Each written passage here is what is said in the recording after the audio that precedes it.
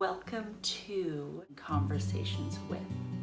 My name is Shaley Hoogendoorn and I live with bipolar 2 disorder. Sharing with others is healing, both individually and collectively. Sharing our stories will educate others, bring more understanding, shed more light, and smash more stigma. Our voices need to be heard. Our stories aren't over yet. This is bipolar. Hi, everyone. Welcome back to This is Bipolar podcast. My name is Shaley Hoogendoorn. My pronouns are she, her, and I am a mama, a wife, a event planner, and a teacher on call, which means a substitute teacher, and a fierce mental advocate that lives with bipolar 2 disorder. I am joining you on the unceded territory of the Katzie and the Coquitlam people, and that otherwise is known as Port Coquitlam, near Vancouver, British Columbia, Canada. So that's the big introduction. Today is the first podcast of 2023 that I am doing solo.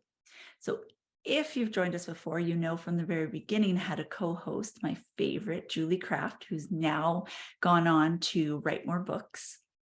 And I have continued doing a series called Conversations With that I have just been interviewing others and telling their story since the summertime when Julie left. And I have had a lot of requests by actual real people. I always joke because, creators sometimes say that, and I always wonder if they've really been asked. But I actually have to continue to tell my story.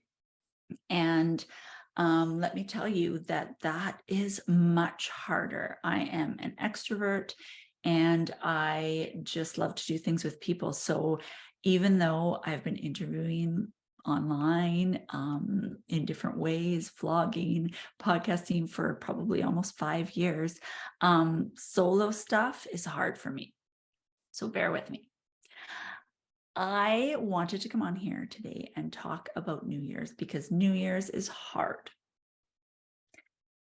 January is hard. But before we do that, I'll do a little update because a lot are asking on Instagram. I had a mildish, I don't even know how to gauge it anymore, depression in the fall. And last, I think I mentioned maybe on a Conversations With is I upped my meds a little bit. And usually I'm very cyclical in my bipolar 2 disorder. I get a blip or an up at Christmas time. And that is medicated, pre-medicated, full-on hypomanic. And so that happened this year. Again, just I came out of it. I think looking back now is a little bit of rapid cycling as well, because I would feel excited and looking forward to things and then devastated at the same time and back and forth. It was a really, really kind of wobbly, unsteady time for me.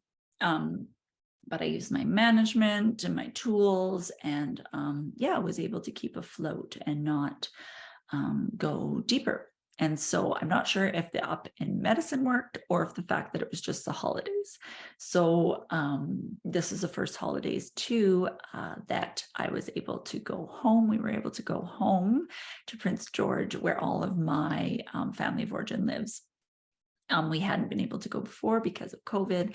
And then last year we actually were allowed to go, but here the main highway that we take to drive up there was washed out. So this year I was, hell-bent on going. And even though the day we woke up, it was a massive snowstorm. And if you know where I live, we don't get snow very often. So we waited a little bit and then and I'm talking massive, like we don't get this much snow and we don't have enough plows, and or a lot of people that live here don't know how to drive in those conditions, not because they're not awesome drivers, but because they haven't had experience. And we have very hilly and mountainous, if that's a word, terrain. And so it gets really dangerous. So we waited till the plows kind of plowed the rows, and then we went for it, which was huge for someone that has anxiety, because literally between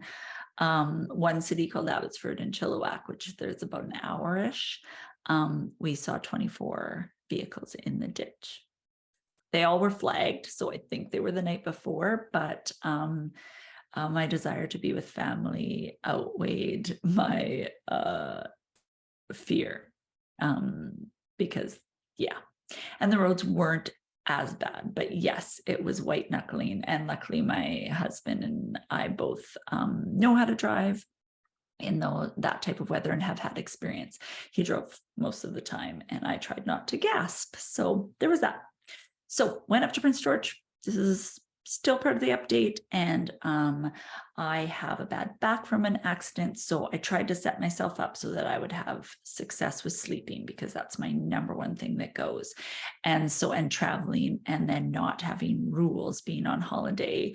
I tend to creep up later and later and later because I love the nighttime. And so I have a bad back. So there's terrible mattresses at my parents' house that hurt my back. I'm very sensitive. So I slept on my brother's cot that he uses for hunting. On one side, my husband slept over there just to keep my back well. And that worked. And I was careful with all the snow activities that we do. And I didn't do as many. And I just needed to keep my back healthy, because that gets me really anxious and sad when I'm in physical pain.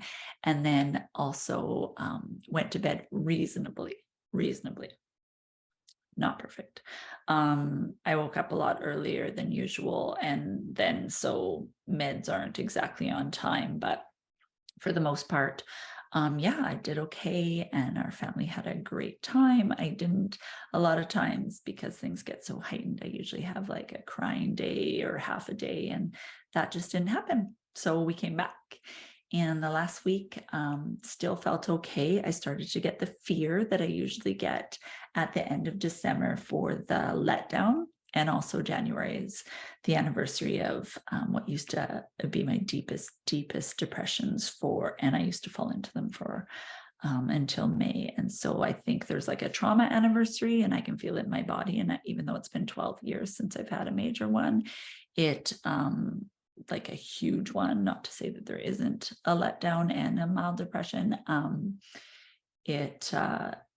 get scared and I feel it in my body. And so I try to make some plans. So this year I have a friend from out of town this week and a friend coming at the end of next week. So I think that whole having things to look forward to and keeping a little bit busy, not so much in avoiding my feelings, but just having those things to hold on to and not getting stuck in my head. And then I desperately need to get onto the sleep rhythm, because I was starting to feel the emotions getting a little wild. And what I thought I would do is, because I wanted to read you something that I wrote, which was called A Mild Case of the Januaries, that I wrote for SheLoves Magazine when I first started vlogging. But before that, I want to talk about something that I do now, a practice that I do that's really helpful. So I don't, and you'll hear when I read my thing, I don't make resolutions, because I would make ridiculously high expectations and pretty much immediately fail them, and then fall into beating myself up. And not just like the regular, because I know a lot of people can relate, but when you have a mental health disorder, it's bad. You're a full-on bully to yourself. I wouldn't talk like it to anybody else. And then it just pushes you deeper and deeper, or gets you more and more anxious. And so I came across this practice a while ago of picking this guiding word for the year. And it just kind of comes to me. And usually when I know what it is I usually don't, because I want to pick a flowery word or a super inspirational word. But generally I'm like, I don't want that word. And then I usually know that that's the one, and it pops up places, and I just see it. And so last year tough year, and a tough coming out of, because we didn't get to go away and stuff. Last January was hard. I didn't pick a word, I picked a prefix. It's from one of my favorite books called Ish.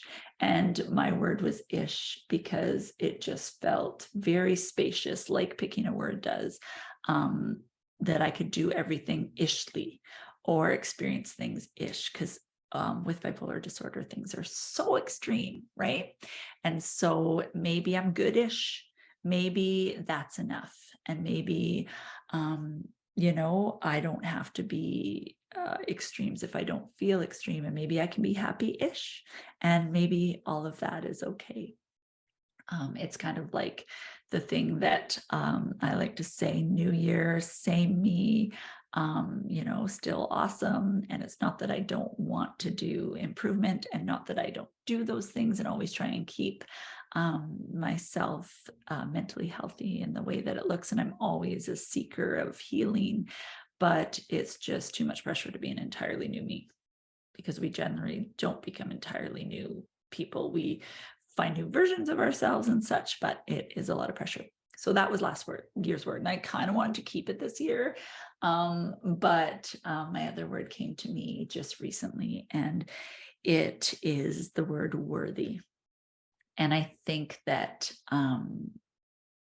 it's something that I want to believe in myself, that I am worthy despite having bipolar disorder, that my work is worthy.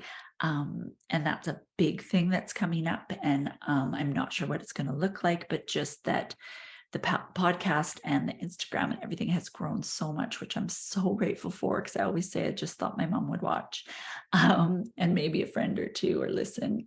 And now doing it on my own, I, surprisingly enough, with what the response we've had and how big it becomes, it feels weird to say that, I need to monetize in some way, whether that be ads, or I also want to have some kind of a membership group. So I don't know if I'm going to do it on Instagram or Patreon. I have to figure out that stuff. That stuff overwhelms me, but I have a bunch of extra content for that. And I was thinking, have different ideas about, I have a lot of people asking to meet up one-on-one. I don't think I will do that, but maybe hosting a gathering where we're on Zoom and I bring people in, or I just talk and we have a chance, almost like a support group, which will bring in some funds so that I can further fund the podcast and grow the podcast. And in order to do that, I need to feel like it's worth it, and that I'm worthy, and that the work that I do is good and beautiful and helps people. And I should know this because I get messages every single day. So yeah, and just that, I just love that worthy, a life is worth living, right? It's worth showing up. It's worth being vulnerable.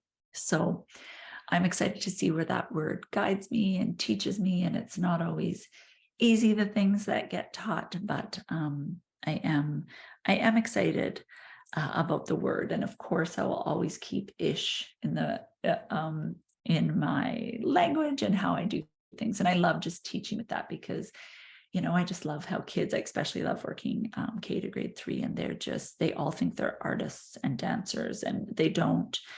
We get to this age where we start to think that we have to be perfect or better, or before we can call ourselves something. So maybe, I'm artsy-ish. So yeah, there's that. So I would love to read to you, because I think it's just explains my experience with January just the best. And and I'm excited because it was something that I was proud of that I wrote. And I think it's deep but also funny, which I think is kind of a representation of me, right? I love that saying where it says, my trauma didn't make me resilient, it made me funnier. And so I laugh about that. So just to let you know, for content that I will be talking about disordered eating and eating disorder behavior. So if that's something that activates you, or doesn't make you feel safe in your body, it might be a time to take breaks, and or maybe come back to a different episode. I would never want to trigger anyone. And so let's get started. So I called it a mild case of the Januaries. And it says, I am not a fan of January. January and I are not friends. I do not like New Year's resolutions. They make me anxious and downright grumpy. Don't get me wrong, I love planning. I have big dreams and even big vision on things I want to do in the year ahead. I just don't want to plan them all in January. The world gets loud and bossy to me in the new year. And everywhere I look, I see messages of do better, look better, feel better, try harder, just be better. And I'm not okay with that. I don't like being told I have to change. And I definitely don't like being told how to do it and what I need to buy to be able to do it. My sarcastic side takes over when I see some things on social media. And let's just say ahead of time, you do you. What works for you works for you. This is my personal opinion and how I react. So it says, my sarcastic side takes over when I see social media. I get trapped and restless, and I want to do the exact opposite of everyone else. I see social media covered with exciting goals and beautiful organizers and gorgeous graphics, which I have all bought before. I pore over them and I really, truly want to be excited for everybody, but it makes me feel overwhelmed and like I'm kind of failing before I even start. My thoughts are embarrassing and hard to share. But if I'm honest, when I see new calendars, I want to scribble all over them. When I see fitness posts, I want to throw dumbbells at mirrors. I envision tripping joggers in their activewear. I wear activewear, but mostly when I eat snacks and talk on the phone. So it makes me feel like I'm not good enough. When I see posts about food and eating, especially the rage about Whole30, I wrote this a while ago, so now it's probably like intermittent fasting or whatever's big now. It makes me want to eat. Oh, especially this rage about Whole30. It actually makes me want to eat a Whole30 cookies or a whole pan of brownies. My relationship with January is more complicated than that. When I pull back the layers of sarcasm, what I find is guilt and fear and shame. It goes much deeper than getting down because of the bleak weather or being stuck inside because it's winter. After New Year's, in a matter of a few days, I would go from carefree laughter and dancing in December to paralyzing depression in the matter of 1 week. The dark cloud comes in and lives in my brain for the next 5 months. It comes on so quickly that it surprises me every single year. The world around me would go gray and I would swing between sadness and complete apathy. My mind would erase my ability to think clearly about the world around me. I could only see the broken parts. It was at this time I would retreat into books, TVs, and stories about other people's lives. I wouldn't have to think about how I was feeling because I could think through the characters or through my friends or get lost in episode after episode of exciting adventures. I would do these things until the wee hours of the night, and in the morning I would feel so tired and not want to take on the day. It was around this time that I would have a more destructive coping mechanism. By mid-January, I would get eating disorder-ish. I add the ish because it only lasted to May and it wasn't year-round, so it's hard to fully identify with the definition of an eating disorder. I would think about every morsel that went into my mouth as a way to control something because I couldn't control the thoughts in my head and feelings in my heart. I would restrict and then binge and then start over the cycle again. I would think I could only eat something like 1,500 calories a day. That would be a good day. It wouldn't matter if I had depression because then I was successful at something, controlling something. It was less about being thin and more about control. I couldn't control anything I felt or the thoughts in my head or how I wanted to disappear. This was something I felt I could control. And what I didn't realize is that I became more out of control. I remember every night sitting alone thinking about what I ate, writing it down, obsessing, and I'm using that word in the medical terms, over every morsel, figuring out the calorie count. My day would be determined as good or bad, depending on what I ate or how I exercised. If I had a bad day, I would berate myself, wake up the next day in humiliation and shame, and tell myself that day I could only eat something like 500 calories. And I would exercise for an hour and a half, and then maybe I would erase it, and it could all be equal, and then I could start over again. These thoughts took over, and it made me so frustrated because a part of me knew it was wrong. I knew with my faith that I believed that I was made in God's image and that I'm perfect the way I look. I believe that about you too, but I still couldn't stop. I remember going to my local corner store one day and I felt like I had to make excuses like it's family movie night or it's going to be a great party. I'm pretty sure the 15-year-old at the counter didn't give a rip that I was buying chocolate bar upon chocolate bar and bags of chips and any junk food I could get a hold of. But I thought it would be mortifying if anyone knew I was going to go home and stuff every last bit of junk in my face until I felt physically ill. I had the meanest critic in my head telling me that I was fat, I was ugly, alone, and that I couldn't even do this eating disorder thing correctly. I remember berating myself because I didn't feel like I was what was the definition of a true bulimic or true anorexic. I didn't even lose any weight. Every winter, I would gain 10 to 15 pounds. In one of my lowest lows, deepest depressions, I gained 24 pounds in 6 weeks. I remember someone I was working with in my university practicum, they hinted that I might be expecting, that I was pregnant, and it broke my heart because I was not. Not many people knew how bad it was. I was honest to a point with close friends, but I told everything to my husband, but there was nothing he could do except take me to the doctor. Unfortunately, it took a very long time to diagnose me because I'm high functioning, which you all know I don't like that word because it sounds like better, but it is not.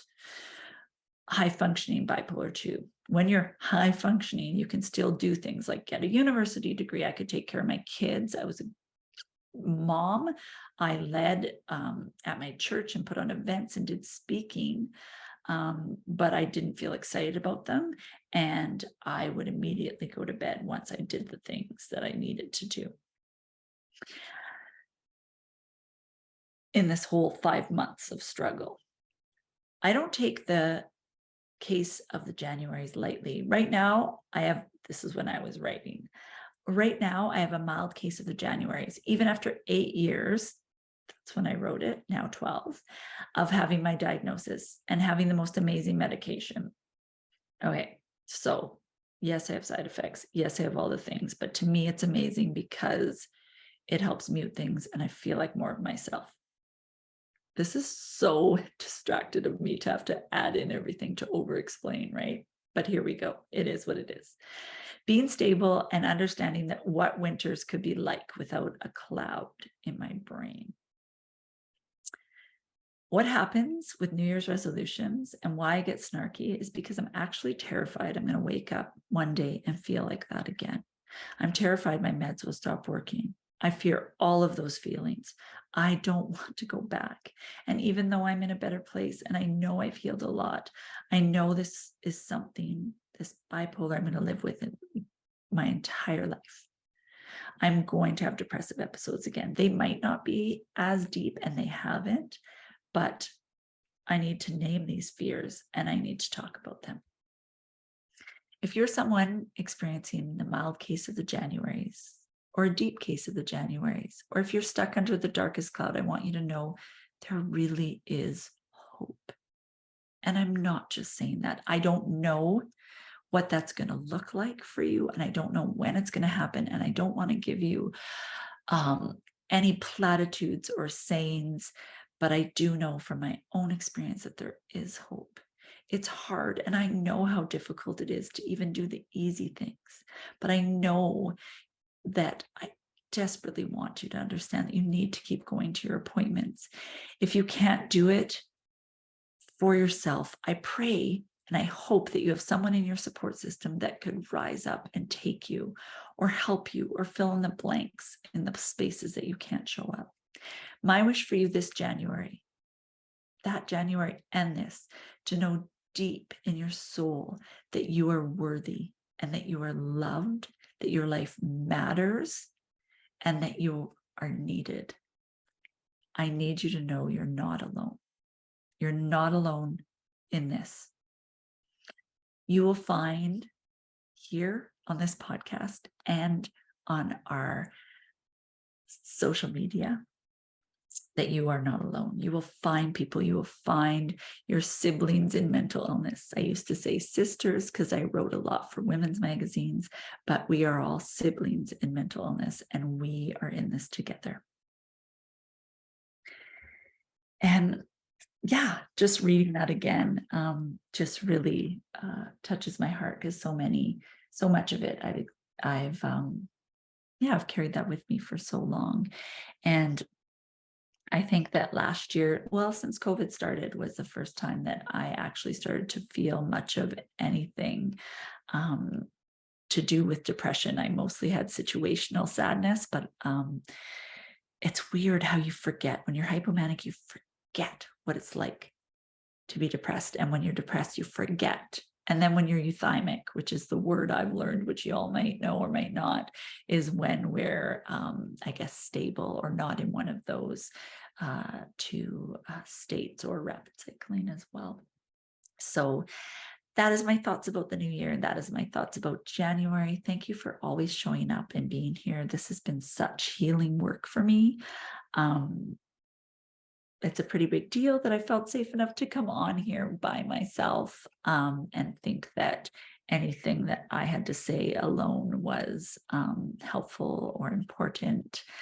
And yeah, keep watching. I hope you'll support the podcast in any way that you can. And I hope that once I get this membership sorted out and how I'm going to do it, I hope that you will join me, and we'll go deeper, and we'll be able to support each other even more. Some of the recordings, extra bonus recordings that I have, are questions that I'm asking about practices that people do to help them stay healthy despite having their bipolar disorder. And so I have probably 3 or 4 recordings from some of the people in the previous podcasts, and they are powerful, and I want you to hear them. So I'm nervous that I've said it out loud, because now I need to actually do it. If you're someone that wants to work with me, you can message me on Instagram at this.is.bipolar, and or at the Gmail, which is thisisbipolarpodcast@gmail.com. So until then, thank you for listening. That is my story of January. This is Bipolar. Thanks again for tuning in. You can find video versions of This is Bipolar on our YouTube channel. We also have all our previous and soon-to-be future episodes of the podcast on Apple, Podbean, Spotify, and Google Play. We spend most of our time on Instagram at this.is.bipolar. There is a vibrant community there where we have conversations and post different ideas and different strategies, and we'd just love for you to join us there. It is so helpful if you enjoy our work or think it would be helpful to someone if you could like and share and save and follow us in all or any of those spaces. If you're a listener for the podcast, if you could leave a review, we would be forever grateful. Again, thank you for being here with us. Let's get the word out. Let's share lived experiences so that we can change the ideas that people have about bipolar and help those of us that live with it feel less alone. This is Bipolar.